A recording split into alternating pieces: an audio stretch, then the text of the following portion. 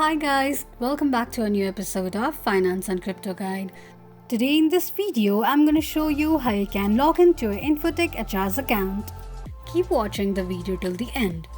To log into your Infotech HR's account, firstly go ahead and launch open your Google search. On the search box at the top, type in Infotech HR login and make a search. You're going to see the search results displayed on the screen. Click on the first link shown on the page. You will end up on the login page of Infotech HR's account. Enter your email address or phone number and password associated with your Infotech HR's account and tap on login. In case if you don't remember your password, click on Forgot Password option.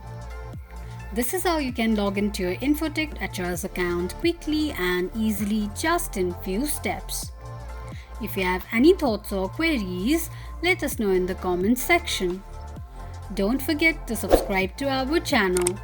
Also press the notification bell icon so that YouTube will notify you whenever we post a new video. I hope this video was helpful to you. Thank you so much for watching.